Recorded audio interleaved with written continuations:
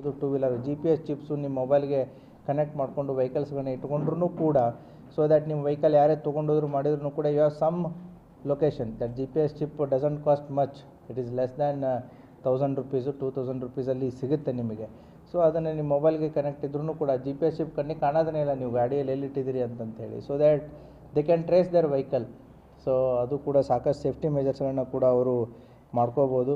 ಅದೇ ರೀತಿ two wheelers ಅಂತ ವಿಚಾರ ಬಂದಾಗ ಈ ಕೆಲವೊಂದಿಷ್ಟು ಟೂ ವೀಲರ್ಸ್ಗಳನ್ನ ನಾವು ವಿಜಯಪುರ ಸಿಟಿ ಪರ್ಟಿಕ್ಯುಲರ್ಲಿ ಸಿಟಿ ಮತ್ತು ಡಿಸ್ಟಿಕ್ನ ಕೆಲವು ಭಾಗಗಳಲ್ಲಿ ನೋಡ್ತಾ ಇದ್ದೀವಿ. ಮಾಡಿಫೈಡ್ ಸೈಲೆನ್ಸರ್ಸ್ಗಳನ್ನ ಹಾಕ್ಕೊಂಡು ವೆಹಿಕಲ್ಗಳನ್ನ ಚಲಾವಣೆ ಮಾಡೋದು that is illegal. Motor vehicle act ಪ್ರಕಾರ, KP ಆ್ಯಕ್ಟ್ ಪ್ರಕಾರ, ಎವನ್ BNS ಆ್ಯಕ್ಟ್ ಪ್ರಕಾರನ ಕೂಡ ನಾವು ಪ್ರಕರಣಗಳನ್ನ ದಾಖಲಿಸಿ ವೆಹಿಕಲ್ಸ್ಗಳನ್ನು ಸೀಸ್ ಮಾಡೋದಕ್ಕೂ ಅವಕಾಶ ಇದೆ, ಫೈನ್ ಹಾಕೋದಕ್ಕೂ ಕೂಡ ಅವಕಾಶ ಇದೆ. ಈಗಾಗಲೇ ಜಿಲ್ಲೆಯಲ್ಲಿ ಅದರ ಬಗ್ಗೆ ಸ್ಪೆಷಲ್ ಡ್ರೈವ್ ಸ್ಟಾರ್ಟ್ ಆಗಿದೆ. ಅದರ ಜೊತೆಗೆ ಮೆಕ್ಯಾನಿಕ್ಸ್ಗಳು ಏನು ರಿಪೇರಿ ಮಾಡೋ ಮೆಕ್ಯಾನಿಕ್ಸ್ ಇರ್ತಾರೆ ಅವ್ರಿಗೂ ಕೂಡ ನಿಮ್ಮ ಮೂಲಕ ಏನು ನಾವು ಹೇಳೋದು ಬಯಸ್ತೀವಿ ಅಂತಂದರೆ ಮಾಡಿಫೈಡ್ ಸೈಲೆನ್ಸರ್ ಮಾಡೋದು it is motor vehicle act ಪ್ರಕಾರ ತಪ್ಪು.